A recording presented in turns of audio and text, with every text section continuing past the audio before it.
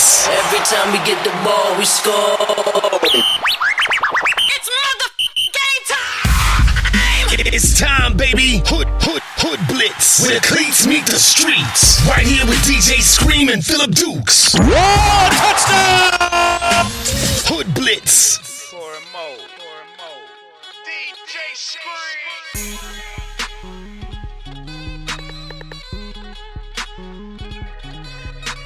What's up, everybody? Welcome to another edition of the HoodBlitz, where the cleats meets the streets. DJ Scream is right here alongside Phillip Dukes to discuss everything and anything going on in football. And preseason is over. OV. Playtime is over. Over. Things are about to get real. Oh, man. It's already real because people are losing their jobs. People are losing their jobs. It's real. Exponentially. You watch ESPN, and then the coach, you just know it's about to happen. The coach says, come in here and take a seat. Oh, yeah. Hey, I really like the way you dress. I really like the way you talk. Oh, right. But I don't like the way you play football. So as much as we don't want to do this, we're going to have to let you go. Pack up your locker, son. But we appreciate everything you've done for this organization in the past 32 days. Man, can you imagine how tough that has to be to find, like, to just be sitting at home on ESPN and just looking at the bottom line ticker to figure out if it's, oh, my God. I wouldn't even watch that jump, man, for real. It's crazy, this man. Let's start the show off once again, giving our condolences to the people in Texas, Houston, Texas, Port Arthur, Texas, and so many other surrounding areas. Definitely big shouts out to Trader Truth, man. He's been putting it down in the city of Texas. He's literally been in the trenches helping these people get it together. Yeah. Also want to give a shout out to JJ Watt, who raised over $14 million for flood relief. Man, that's unbelievable, man. Golly. And there's so many other people stepping up to the plate just to help the victims of Texas. So if there's anything you think you could do, then do it. Help Texas. Help Houston. Yeah, don't talk about it, be about it, man. It's real dope to see athletes put their money where their mouth is. So shouts out to JJ Watt. Exactly. And speaking of Houston Texans, my dog, DeAndre Hopkins, he finally got his money. No. 5 years, $81 million. 49 of that 81 is guaranteed. And I remember a couple years ago, he was holding out. His mama told him, don't hold out. Go play football, pray about it, be the best, and your money will come. And now he is paid. Man.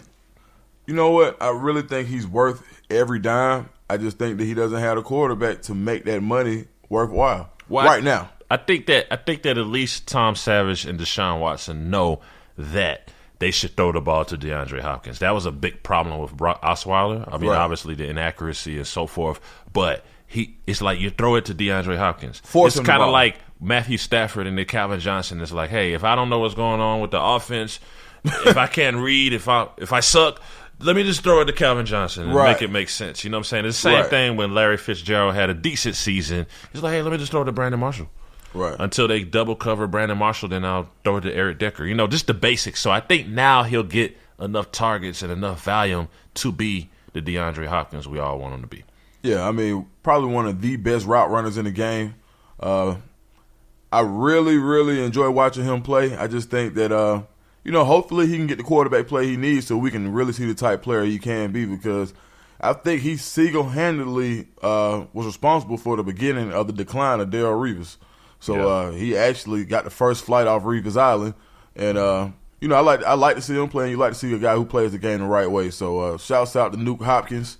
Glad you got your money. And he's now – so the next question is, who is the next wide receiver to get paid? Who's the next wide receiver to get paid? So Antonio Brown got his money. DeAndre Hopkins, Julio Jones got his money. Who hasn't got paid? So I know Amari Cooper is next. Amari Cooper next year. I can see that. Right. Yeah.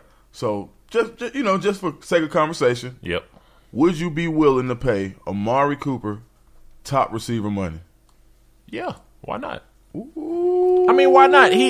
Amari Cooper has had solid seasons. And you want to say, and to be honest, they are very, very similar in how they play. Yeah, but but this is the thing. Amari Cooper has a very solid complement in Michael Crabtree. True. Very solid complement. So if you look at the stats and the numbers, Michael Crabtree does eat up some of Amari Cooper's volume.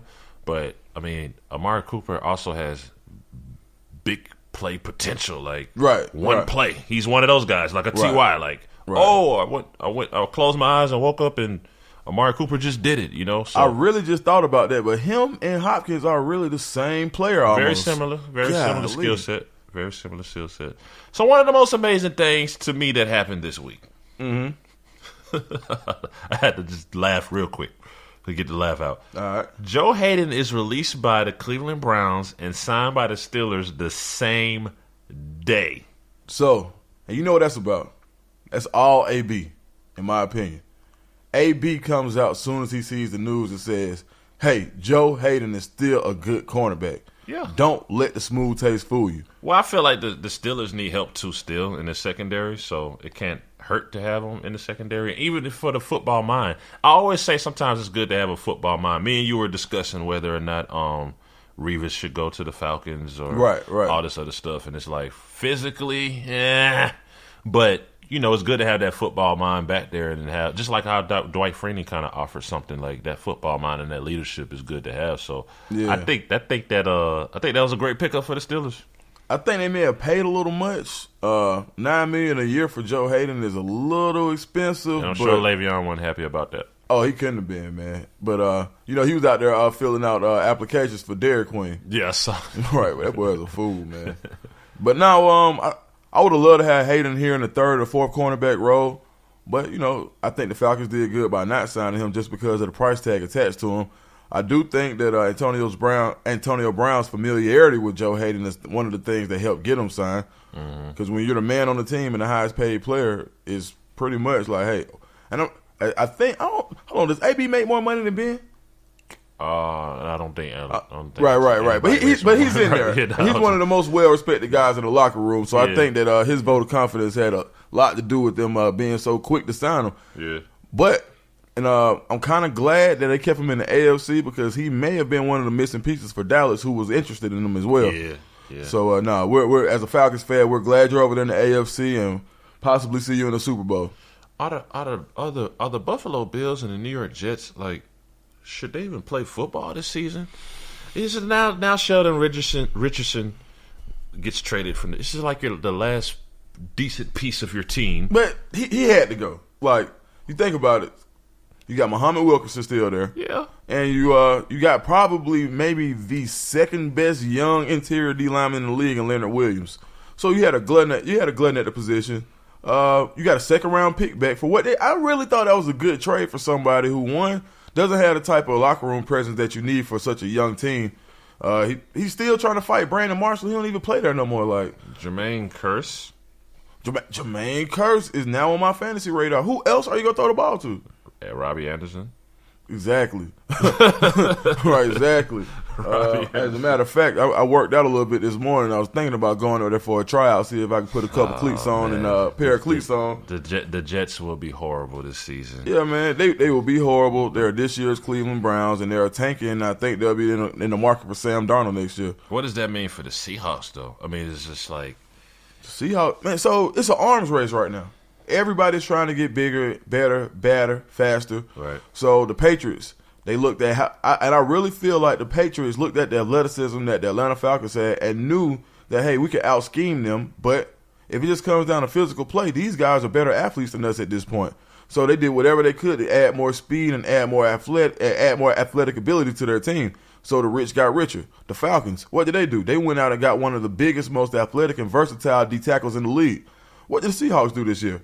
Hardly anything outside of Eddie Lacy. Yeah. So they had to make a splash just to stay ahead. So just to stay with the pack when it comes to building arms for the playoffs. So, yeah, it's outside of, and like you said, outside of the locker room presence and outside of his mouth, Sheldon Richardson is a dog, bro. Yeah, he's one of the best. So, solid player. Yeah, I think that was a good pickup. A little scary to see him on that defensive front next to Michael Bennett. Right. But I really feel like they needed that. Yeah, they did. Yeah, they got to keep their defense going. They're a defensive team. We know what the Seahawks are about. It just seems surreal unless you know it can happen to anybody though. When you read headlines and you see that Chris Johnson gets cut. Man.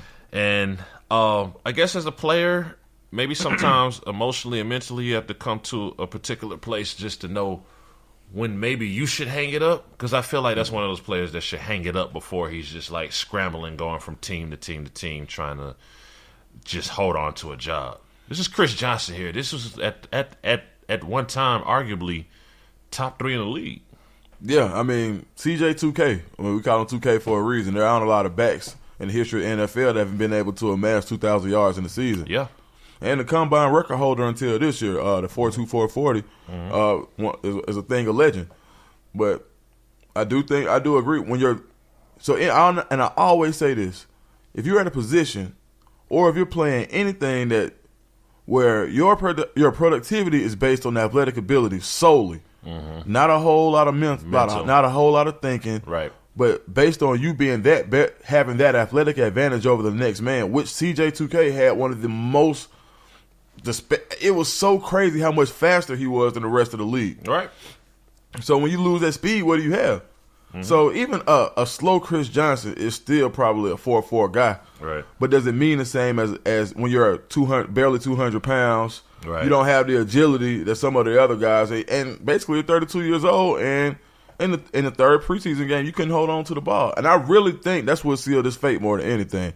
And he does. And another thing about the older guys is they're not playing special teams. Yeah. So why would I not keep an Andre Ellington when I'm going to get more out of him than I would a 32-year-old Chris Johnson, who all he's going to do is just run the ball? Yeah. So man, but a hell of a career. I can't say what the future holds for him. I do think a team could, and people get hurt every day, and they might pick him. And we do know he's in game shape. So because last year, if he would have been available, I'm pretty sure the Packers would have picked him up. Right. Not bad. And for somebody to take a gunshot in his 30s, yeah, and come back and play football, I mean, it's just an amazing thing to say about his perseverance. So, hey, Chris Johnson, it's been a hell of a ride, and if it is the end, I salute you, and you're one of the greatest running backs to ever play. Big shouts out to Chris Johnson, cool guy, man. As the Hood Rich League Fantasy Standard Draft is set for tomorrow, we continue to talk about running backs, and speaking of OG running backs, haven't saw a lot from Jamal Charles and Adrian Peterson during the preseason, but what does Dukes think, man? What does Jamal Charles do? What does Adrian Peterson do? I'm staying away, man. I mean, and that's basically because if you look at those two guys, they are running back is just a position where it's so physically demanding as far as having to have that athletic advantage, as I spoke to earlier. Yep. So, I mean, you give me the 25-year-old, man. You give me the 24-year-old running back in a timeshare, because I feel like they're going to be able to take it a distance at some point in time. I'm not saying Adrian Peterson can't. I'm not saying that Jamal Charles can't, but there's only one person in the whole world that's been undefeated in everything, and that's besides Floyd, and that's Father Time. Right. And you can even see Father Time is getting ready to start whooping on Floyd if he keep playing with him. He got a couple uppercuts last week. Yeah, Caught a couple to that chin. Yeah, so I ain't playing with Father Time this year, and I have the most respect for all of the running backs that are out there, especially the Adrian Petersons and the Jamal Charles. But yeah, man, I'm staying away, man. How about you, bro? Yeah, I think Adrian Peterson will have a cool stat line. He obviously has a place in the New Orleans Saints offense that just spreads it around so much. Right. That's how they do it. For Jamal Charles, C.J. Anderson is still their top running back. I mean, he's not the most amazing running back that you can have, but he's going to be running back number one, and Jamal Charles will get some snaps. And I think we will see Jamal Charles make one or two incredible plays, because that's what he does. His vision is remarkable. I mean, he's intact. Can you get a cutback? Yeah, exactly. So I think we'll see. And maybe that's all he wants. Right. Just to show that I can play football again for another season, and hopefully, like I say, I like to see players hang it up while it's good. Right, see people go out like Brett Favre on the ground, shaking and quivering and holding on to dear life. Right, yeah. It can be sad, man, to watch your heroes, but old habits die hard. So there haven't been a lot of guys who are able to get out at the right time. So yeah, man. I don't know. I was thinking about now. Let me ask you this: Jamal Charles really was a great receiver. Mm-hmm. How would you feel if the Broncos were to slide him over into the slot? I mean, I think it'll be cool, but you're still dealing with Trevor Siemian, who's not somebody who, to me, has completely proved themselves. Right. So before we would talk about Jamal Charles in the slot, great idea. Right. we need to get more volume with Demaryius Thomas, Emmanuel